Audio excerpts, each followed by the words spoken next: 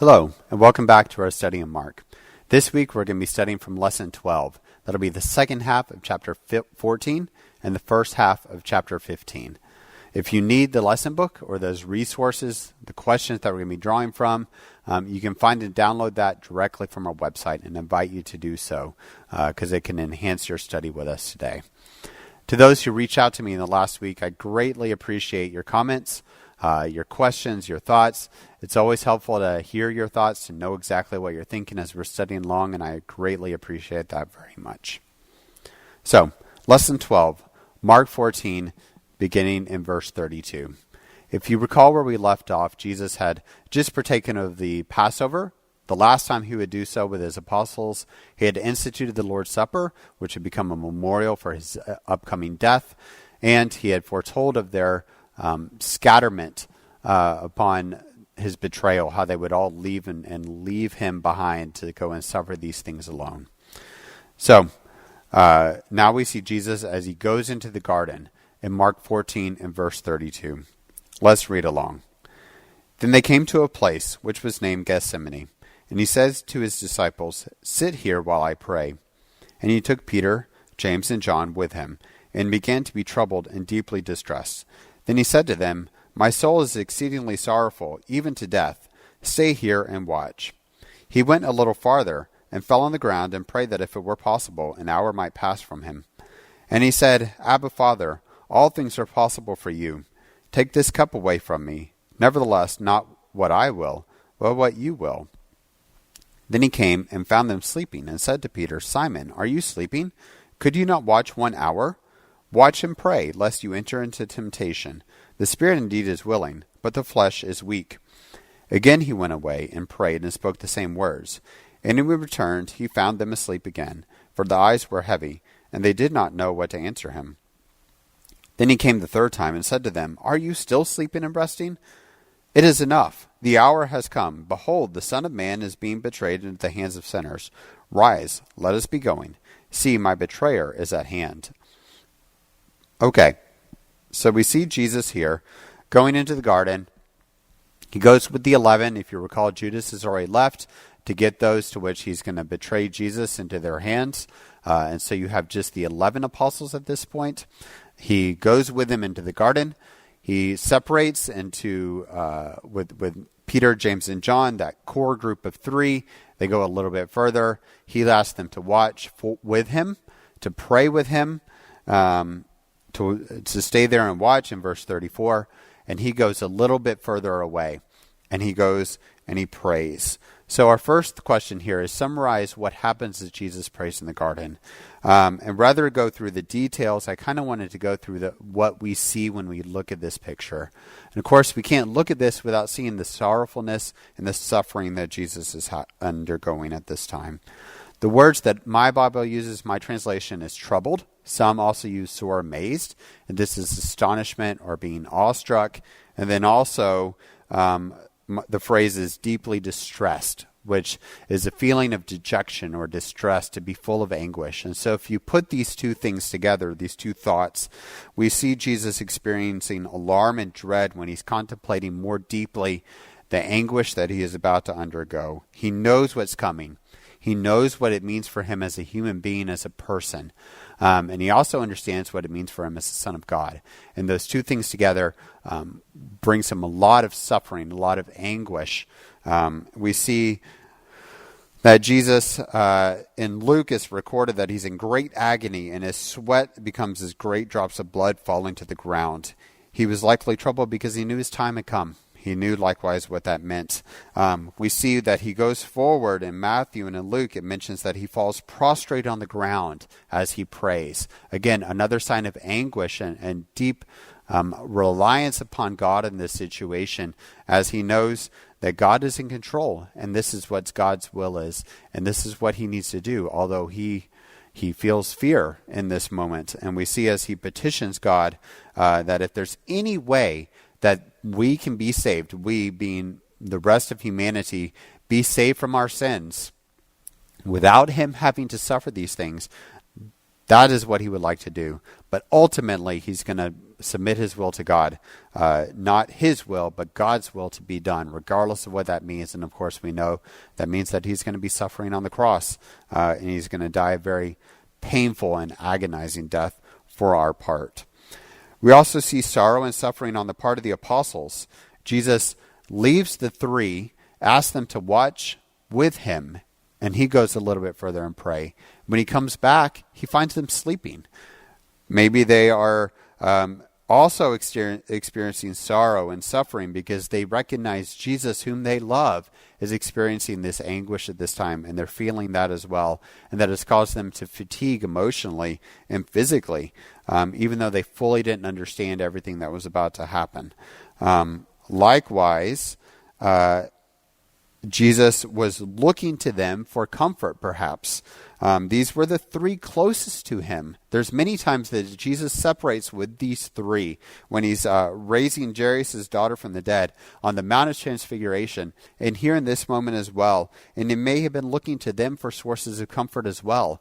And when he stops praying and goes back to them, what does he find?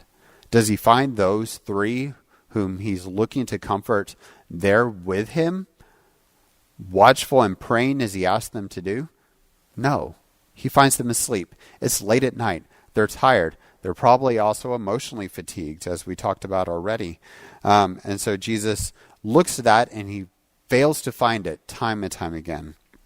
As Jesus continues to withdraw to prayer, Jesus describes himself as exceedingly sorrowful, even to death. Hebrews mentions the vehement cries and tears that he's experiencing here in the gardens. That's Hebrews chapter 5, verse 7.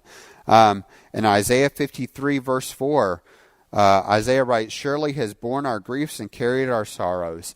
So we know that as Jesus is becoming the sacrificial lamb for all of mankind at this instance, he's not only taking he is taking our sins, he's taking our sorrow upon himself, and that could likewise also be weighing upon him as he's contemplating all he's going to have to undergo over the next day or so. And so we see lots of sorrow, lots of suffering. The immediate need, as we mentioned, of the disciples is strength that he's going to need to undergo, and Jesus is trying to implore into them, hey, you need to be watchful. Be ready, don't fall into temptation, and they're not heeding the message. And so likewise, there may also be some sorrowfulness on his part that they are, again, not heeding his message, either because they're too tired or they're not able to fully understand what's going on. Now we also see here in the garden great strength. Jesus was expressing his belief in the Almighty as being the one through whom all things are possible. He places the matter within the purpose and counsel of God. Jesus is requesting that his will, that is God's will, is what is ultimately needs to happen. He understood perfectly that at the most extreme test, this test that he was about to undergo, that it was the master's will that he needed to submit himself to, and he was completely willing to do that. We see Jesus' resolve to submit himself, like we said, to whatever God desired to do. Not I will, but your will be done. If you recall back in the Garden of Eden, in a different garden, we've been studying this on Wednesday nights, Adam and Eve, their desire, their will in that instance, superseded what God wanted them to do. God told them, don't eat from the tree of knowledge of good and evil. They ignored God's will, and they sought after their own will in that instance. And because of that, it opened the floodgates of sin. They were removed from the tree of life, the Garden of Eden, and life became hard. Sin was introduced into the world. And so because of that, all of us give into temptation, following after the pattern of Adam and Eve, not inheriting their sins, of course. Jesus, however, recognizes that he's reversing this. He is submitting to the will of the Father regardless of what his will is, and we know his will, as he said, is to let this cup pass from him. Nevertheless, not my will, but your will. He's submitting himself, and in that instance, he's putting down the sin, the temptation that he was enduring at this time in order to submit to God. And because of this, he received an answer to his prayer. In Luke 22, we see this answer come, not in the form of the cup being removed, but in the form of an angel coming and receiving and giving him strength. And so we see the strength and resolve of Jesus in this point. As sorrowful and as much suffering as he's undergoing, the strength and resolve of his will to submit to God's will is the ultimate picture here, and the ultimate application, the servant attitude of Jesus as he submits to the will of the Father, regardless of what it means for him. His prayer was fervent, it was persistent, but it was in submission. And so it's a great example for us as we model our prayers, as we go through our life, as we suffer and endure trials and tribulations, to submit our will to God and submit our desire to follow him, regardless of where that path takes us. And so it's a great example for us. Let's continue on here. In Mark 14, verse 43, and immediately, while he was still speaking, Judas, one of the 12, with a great multitude with swords and clubs, came from the chief priests and the scribes and the elders.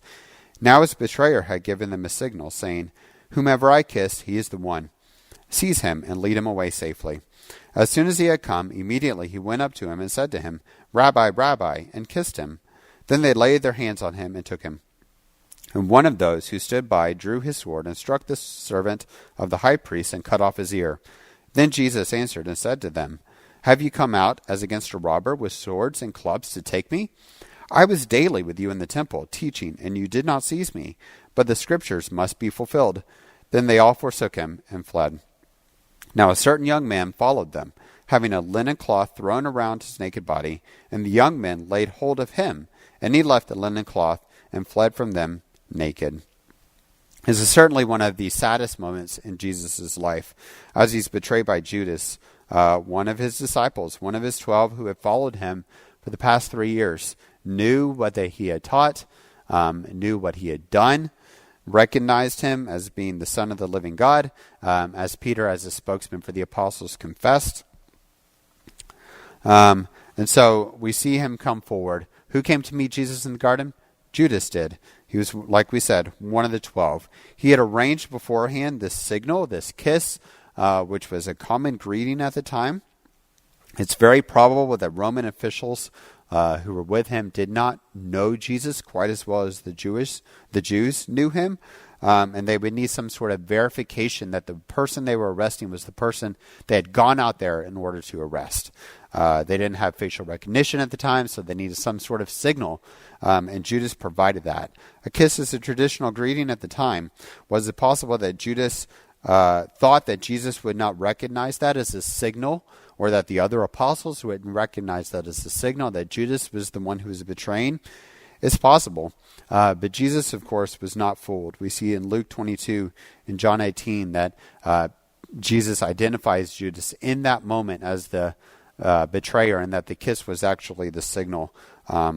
It may have been perceived as an appearance of innocence. In any other context, it would have been an innocent greeting. In this instance, unfortunately, it was not. It was a betrayal by one of Jesus' closest followers. It's a great lesson for us. Displays of affection do not always ensure faithfulness. A lot of people become very emotional in their worship. That's not to discount the place and value of emotion. We need to love God with all our heart and mind. But emotion does not signal faithfulness. A greeting of a kiss in that context would have signified faithfulness, loyalty, friendliness. It's a friendly greeting.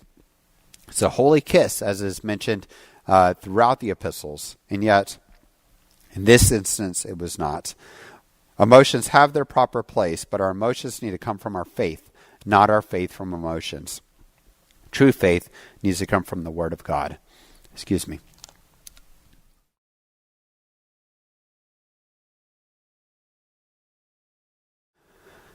Okay. And then with Judas came a multitude from the chief priests, the scribes, and the elders. This likely included a Roman guard secured by Pilate.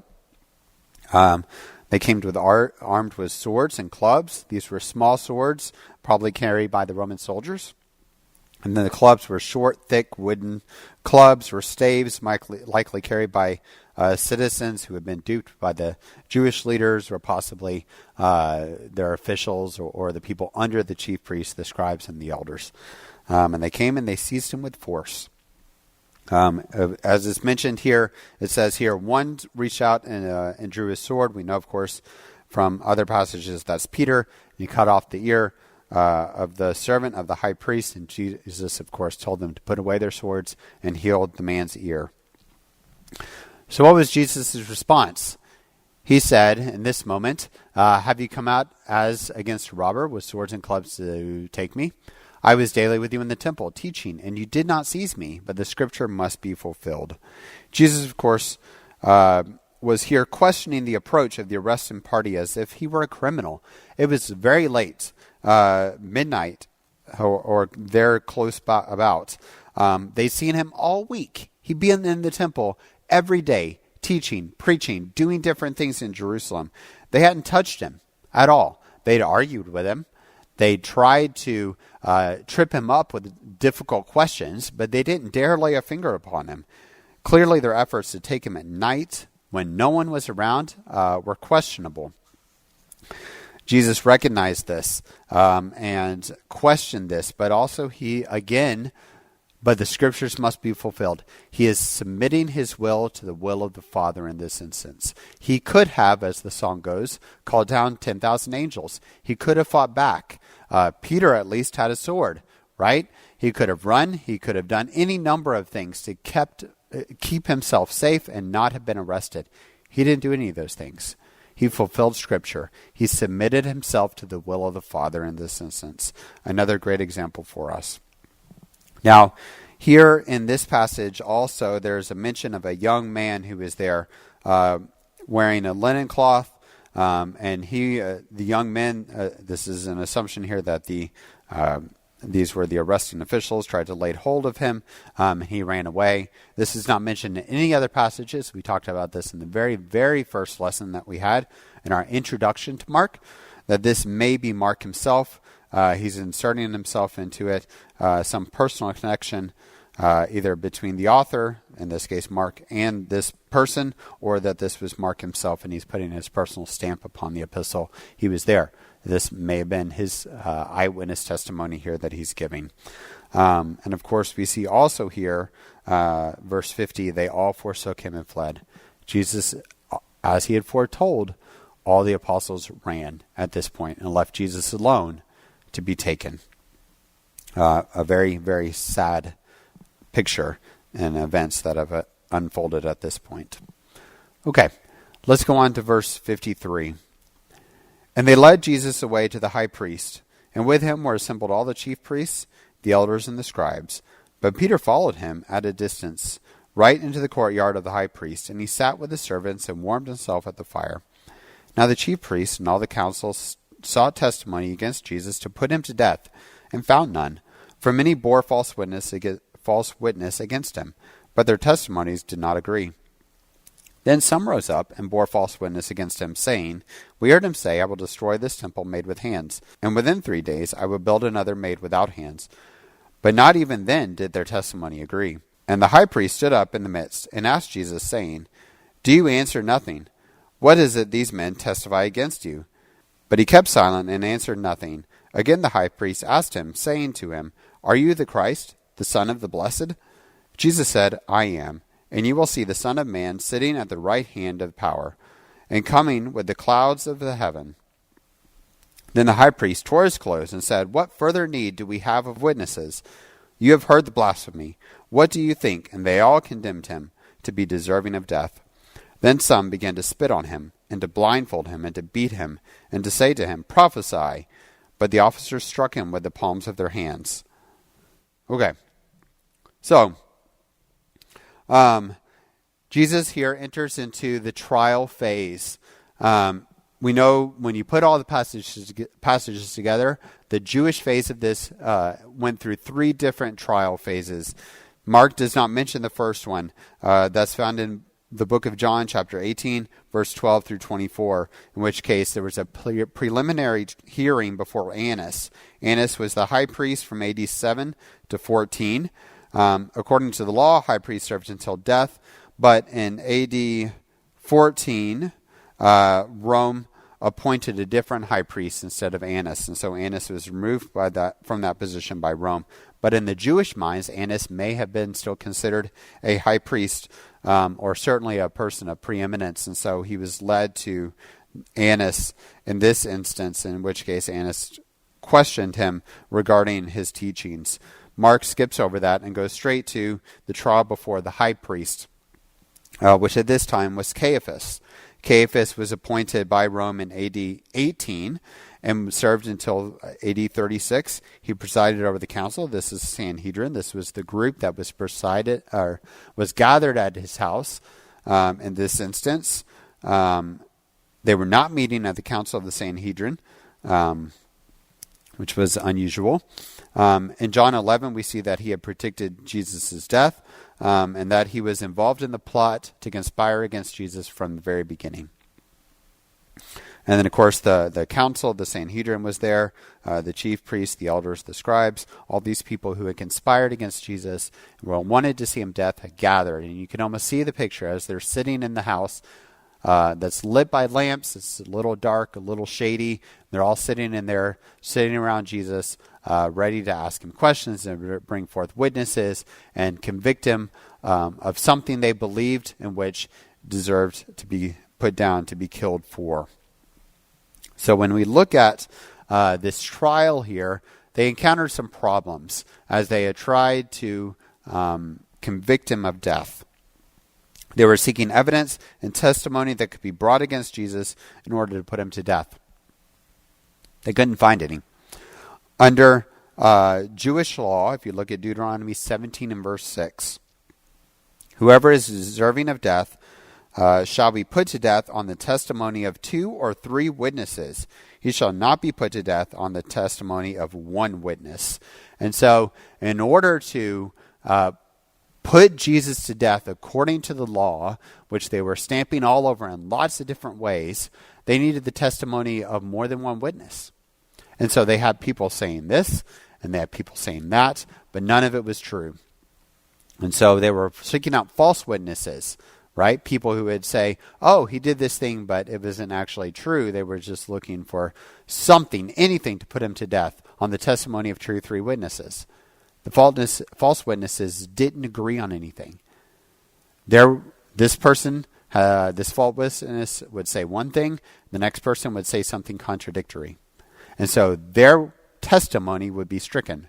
You had to go to the next false witness. Eventually they found a couple of false witnesses who bore to something he said several years ago. It's recorded in John chapter 2 that he would destroy the temple with hands and rebuild it in 3 days. Of course, he's referring, of course, to his body in this instance, that he would be killed, that he would be raised on the 3rd day. It was a misrepresentation of what he had taught several years prior. They suggested Jesus was, of course, talking literally about the temple when he wasn't. But even these 2 people didn't agree. And so they couldn't use their testimony either. They were striking out all over the places they were trying to get testimony. So eventually the high priest, Caiaphas, just straight up asks him to back up a little bit. He asks in verse 60, do you answer nothing that these people are saying against you? He's asking Jesus, why aren't you saying anything? These people are saying this about you, and they're saying this about you, and they're saying this about you. Jesus is being silent, as was foretold, prophesied of him centuries before. Jesus, of course, wasn't going to answer or give an answer to false testimony. There was no need for him to justify himself. These people were condemning themselves as they were offering up these lies about him. And he had no need to answer any of that. Finally, the high priest asked him, saying to him, are you the Christ, the Son of the Blessed? No more beating around the bush. They're just going to ask him straight away. Of course, Jesus had claimed such things before, and Caiaphas, of course, knew the answer. And Jesus said, I am, and you will see the Son of Man sitting at the right hand of the power and coming with the clouds of heavens. So the question, are you the Christ? Caiaphas was asking, was Jesus claiming to be the Messiah, the fulfillment, embodiment of Old Testament prophecy? Is he the Son of God? Was he deity? Caiaphas was asking for some sort of self-incriminating statement. Jesus answered honestly, yes, I am. And so Caiaphas condemned him here. And all Jewish leaders, Jesus has said this. It wasn't a secret. He wasn't just talking to Caiaphas. Remember, Caiaphas was surrounded by all his co-conspirators. And so on the testimony of multiple witnesses who heard Jesus say this, that he was the Christ, the Son of God, Caiaphas and all the others accused him of blasphemy at this point. Blasphemy, of course, is a charge deserving of death. Caiaphas is implying here that what Jesus is saying is a lie. It can't be true. If it's not true, it's blasphemy. If it is true, it's not. But Caiaphas' standpoint, the standpoint of the Sanhedrin here at this point, and all the other Jewish leaders, was that Jesus was not the Son of God. And what he was saying, as he was assuming the role that belonged to only God, was blasphemy. If Jesus was wrong, he was lying. He wasn't. He was speaking the truth. He was not being blasphemous in this moment, but the Jewish leaders, as we've seen up to this point, time and time again, they ignored the truth as it was staring them in the face. They had heard his teachings. They had seen the authority with which he taught. They had witnessed all the miraculous works he had done. They had seen him answer their difficult questions over and over and over, in only a way that the one who has authority could answer. But they were ignoring the evidence because of their position that they wished to not lose in that instance. They wanted to continue to be the ultimate leaders under Jewish society. If Jesus was the Messiah, they needed to turn and they needed to follow him. They needed to submit their own will to Jesus' will, and they were not willing to do that. And so they convicted him here of blasphemy, and the abuse began. They began to spit upon him. They blindfolded him and beat him, mocking him. Who hit you? Prophesy. Who's about to hit you? Who did just hit you? The officers here slapped him and of course we know that this was all foretold in the book of Isaiah as he would be beaten and abused and struck and mocked by those very people he had come to save. The people who were supposed to be the people of God. And unfortunately, this unjust, unlawful trial here that is occurring in the middle of the night occurred and convicted Jesus deserving of death. Can you imagine how difficult it would have been for those who were part of that Sanhedrin but not co-conspirators to sit there and watch this happen? People who were more fair-minded. We know Joseph of Arimathea, possibly Nicodemus, had been there, had seen some of these things. Peter was outside. John was possibly nearby as well. As they're watching all these things happen to the person who they look to as a leader, as one sent from God, a great prophet, in the case of the apostles, the Son of God, and see these horrific things happening to him. How difficult it would have been in that instance, and how difficult it would have been for Jesus as he's enduring these things, and to stay silent, not strike back, and endure it with patience and with love in his heart to continue to serve them, because ultimately that's what he was doing in this moment. No one benefited more from Jesus' suffering and death than all of us, including them who were doing it to him in that moment. And he knew what was happening, and he was submitting his will to the Father and serving his Father and serving them as they were beating him in that moment. It's a very sad picture. Okay, let's go on. Verse 66. Now as Peter was below in the courtyard, one of the servant girls of the high priest came.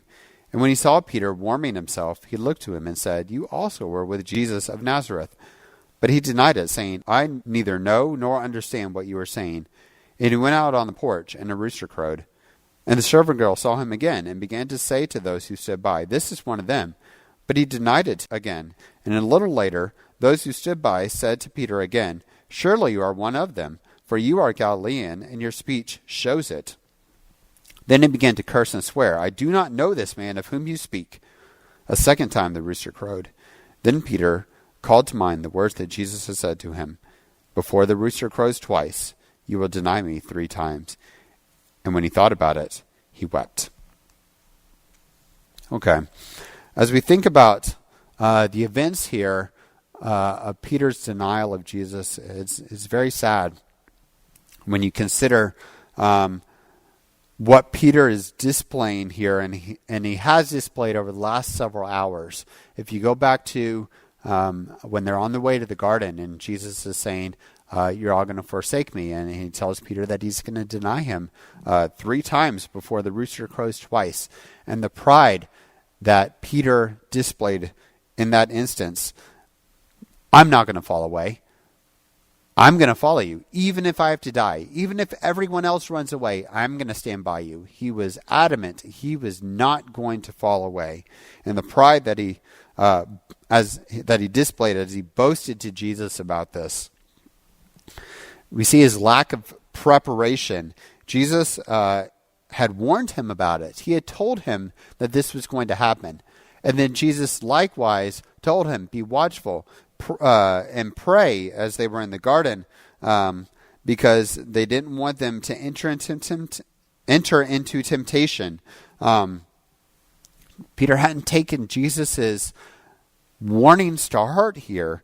Often when we are expecting some sort of trouble, some sort of temptation, some difficult conversation we're going to have with someone, we plan. We think about how we're going to respond in that situation. We think about what we're going to say, what we're going to do. If this temptation comes to me, I need to be ready. Well, how am I going to respond in that moment? So there's some sort of preparation, so it's a lot easier for us in that moment. Peter was completely unprepared. He had not taken Jesus' warning seriously. He had pridefully rejected Jesus' warning and foretelling of Peter's denials. He had fallen asleep in the garden instead of being watchful, instead of praying. The same can happen to us if we're not diligently preparing and thinking about those possible temptations. If we're not mindful of the ways of the devil and how they can impact us personally, we're not prepared. And so when those things come upon us, those situations, sometimes we flounder. We don't know how to handle them because we haven't thought it through beforehand. In an emotional situation, it's very, very easy to not come out with the best answer, to stumble through that and just react instead of give an actual answer based upon preparation, because we haven't thought it through. Our answers are based on emotion rather than intelligent thought, which only takes place separate from that emotion. Lots of studies show that in stressful times, that learning, that ability to put together cohesive thoughts and good answers to things is muted. It's difficult in that situation. The preparation part of that is where the answers come from, right? And so Peter's lack of preparation led to this difficulty he had here, this inability to give good answers, to respond to these accusations with thoughtful answers, a desire to follow after Jesus as he said he was going to do. We also see fearfulness on the part of Peter here. He followed Jesus at a distance. He still was there, but Jesus in this moment was not popular anymore. He was unpopular.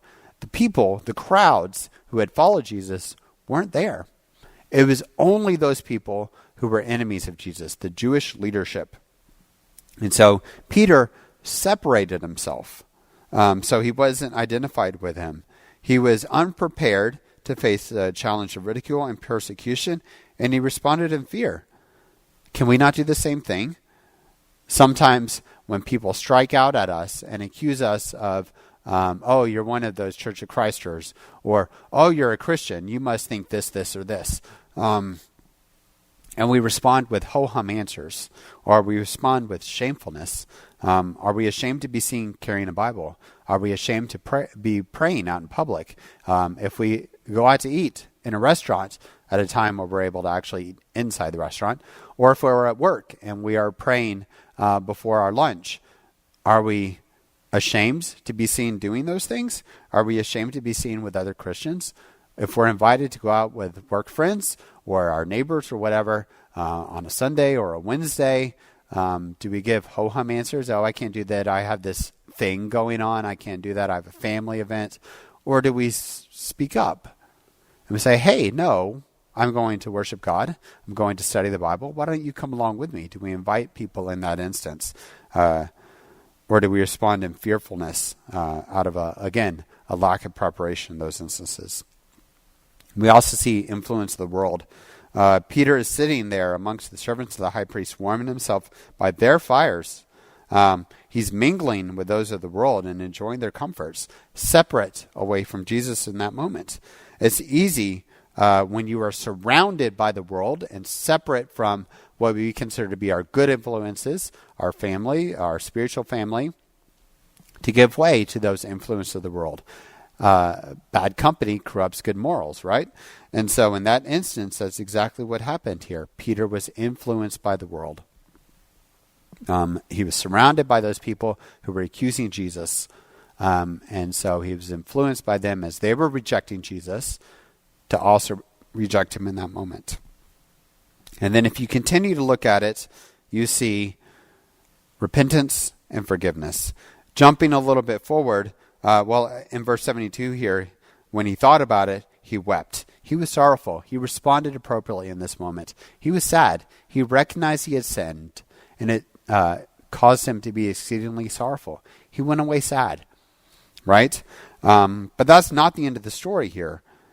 Jesus, upon his resurrection, we see this in John 21, Jesus went to Peter and comforted him in that moment. There was forgiveness on Jesus' part. And we see the growth of Peter. We see decades later, as he's penning 1st and 2nd Peter, how he's commending people to act humbly, right? Not with pride, but humility. Submit your will to the will of Jesus. Be vigilant and resistant against the devil. Don't be ignorant to his ways. Be prepared. Know how the devil acts. Be ready for when he comes, because he is going to come. He calls for diligence to grow in faith, to grow in knowledge, and not react in those fearful ways, but have an understanding of how things are going to happen and react to them appropriately with the faith and knowledge of Jesus Christ and his word. And then he charges us to not be ashamed to glorify God and to act honorably among Gentiles, and recognize our position as pilgrims in this world, not part of it, but just passing through. Don't submit to the influence of the world, right? Act honorably amongst them. Let them see Christ. Let your influence rub off on them rather than the other way around. And we see the growth of Peter as he took the forgiveness of Jesus to heart and moved on away from it. He didn't dwell on the past. He learned from it, and he moved forward and continued to grow.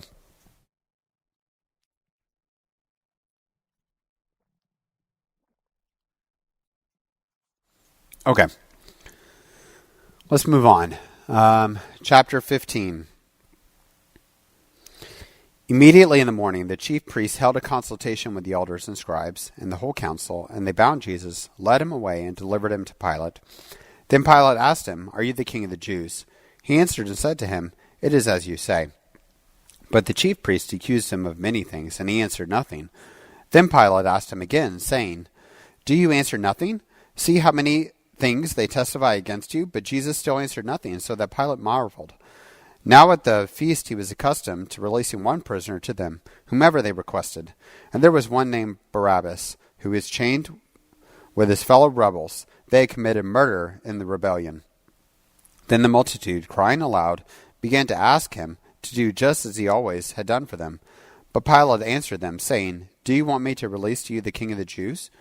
For he knew that the chief priests had handed him over because of envy. But the chief priests stirred up the crowd so that he should rather release Barabbas to them. Pilate answered and said to them again, What then do you want me to do with him whom you call the King of the Jews? So they cried out again, Crucify him. Then Pilate said to them, Why? What evil has he done? But they cried out all the more, Crucify him. So Pilate, wanting to gratify the crowd, released Barabbas to them. And he delivered Jesus, after he had scourged him, to be crucified. Then the soldiers led him away into the hall called the Praetorium, and they called together the whole garrison, and they clothed him with purple, and they twisted a crown of thorns, and put it on his head, and began to salute him, Hail, King of the Jews! Then they struck him on the head with a reed, and spat on him, and bowing the knee they worshipped him. And when they had mocked him, they took the purple off of him, put his own clothes on him, and led him out to crucify him. Okay, so we see in the morning time the Jewish leaders again gathering together. In Luke 22:66 through 71, we see in the morning they have another small little trial. It's a legal trial because it's occurring during the daytime. They go through all the motions. They come to the same conclusion. And then they lead him away to Pilate. They do this because Pilate is the one who has the authority to put someone to death. According to John 18:31, it's not lawful for them to put anyone to death. Rome had come in. Rome was in charge. Israel had no longer the right to administer capital punishment. Only Rome could do that. And so that is why they brought him to Pilate. Interestingly enough, the charges that they bring here was that he was, looking in Luke 23, beginning in verse 2, the charges that they bring and accuse him of before Pilate. He perverts the nation. He forbids the paying of taxes to Caesar. He claims to be a king, and he stirs up the people against Rome. None of those things are the things that they actually accused him of in their trial. They accused him of blasphemy. They knew what he taught about paying taxes. He had just taught them about that and talked to them about that a couple of days before. They knew all these things were false, but they knew that Pilate, as a Roman official, would not care about blasphemy. Pilate is a Roman, most likely a pagan, and blasphemy against what he considered to be a false god, that is God the Almighty, wouldn't have been a big deal to him. He wouldn't have cared, and so they needed some sort of charge that would have gotten Pilate's attention. And so they come up with these other things. If Jesus was claiming to be a king, which again he was, but of a spiritual nation, not a physical one, that would have been a problem for Rome, right? Jesus, if he was claiming to be a physical king, could have stirred up the nation to rebel against Rome, which would have been a problem for Pilate, right? That's why Pilate asked here, are you the king of the Jews? Jesus here answers, yes. Jesus is answered again. He's answering legitimate questions. Pilate's asking a legitimate question, looking for knowledge. The night before, during the middle of the night, during those trials, they weren't looking for knowledge when they were asking him questions or accusing him of things. And so he did not have an answer to answer liars. But legitimate questions, Jesus was willing to answer. Jesus, of course, had earned a reputation here. Pilate recognized this as he's going through and asking these questions, that Jesus wasn't guilty of those things by which the Jews were accusing him of. And so he goes through a number of motions here to try to free Jesus. The first thing he does, and we're going to be looking at Luke for some of these. In Luke chapter 23, verse 4, So Pilate said to the chief priests and the crowd, I find no fault in this man. He was ready to let him go. He was done, right? They continued, verse 5, more fiercely to stir it up and to shout back at Pilate. So Pilate, in that instance, sent him to Herod. He's a Galilean. Let Herod go take care of it. He was going to pass the buck. He wasn't going to offer a ruling at this time. Herod sent him back. So he tries to pacify the crowd. He tells him in verse 16, I will chastise him, and I'm going to let him go after that. Let's compromise here. You want to kill him? I'm going to beat him a little bit, and then he can go on his way. He's not going to cause any more problems for you. They didn't want that either, right? And so finally he comes to this decision. I'm going to offer them between Jesus who has done nothing wrong, and Barabbas, who's a murderer. And surely they're going to choose Jesus. They didn't do that. Why did he do these things? He knew that they delivered him over because of envy. And he knew that there was no fault to be found in him, according to Luke chapter 23 and verse 14. Pilate recognized this was an innocent man. And yet, in the end, because of the insistence of the Jews, Pilate decided to crucify Jesus. He wanted to gratify the crowds. He recognized that he was on the cusp of a riot here. The rising anger of the multitude was going to be a problem for them. He was a governor. He was sent there to govern, to keep the peace amongst the people. He was on the point of not being able to do that. And so the cost of one life was worth the peace that he felt that would bring by pacifying the crowds in this instance. He couldn't ignore the possible danger that he was in politically, or the position he was going to be put in as he had to squell this rebellion. And so he sent it upon the people. In Matthew 27:4, he said, "This man's innocent, you see to it," right? And the people here in this instance said that they took full responsibility. Let his blood be upon us and our children. Unfortunately, that would come to pass, right? In AD 70, when Rome came and destroyed the city of Jerusalem, just as Jesus prophesied it would happen, because they were rejecting his words. And so Jesus was scourged. He was mocked by the whole garrison. This would have been somewhere between 600 and 1,000 troops. Their actions are sadistic as they beat him, they mock him, they twist a crown of thorns, they put this cloak upon his bloody back after he's been scourged, and allow that to start clotting and all the flesh and the blood mingling. They beat him, they mock him, and remember, up to this point, Jesus has been awake for a significantly long period of time. All night, he's been trialed, he's been beaten, he's sleep deprived, and now we have more beating and more bloodshed at the hands. It's a barbarous event, but it's in keeping with God's providence, which Jesus acknowledged in his prayers. Let your will be done. And so when we think about what we can learn from Jesus about being a servant, ultimately the will of the master must supersede the will of the servant. There can be no sense of rebellion or desire for self-will when the master's will contradicts that. Right? A lot of times we want to serve God when it's easy, but when it becomes difficult, that's when our will starts to creep in and it becomes more difficult to submit ourselves. This is the ultimate test for Jesus.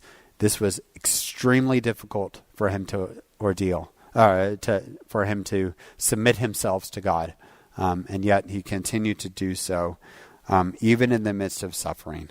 And ultimately, that is the example he's leading for us in this instance. Thank you so much for your attention and for your studying along with me, and for your comments and thoughts as you've sent them to me last week. Greatly appreciate those. We'll pick it up right here next week as Jesus is crucified in our last lesson, lesson 13. Thank you so much. Have a great day.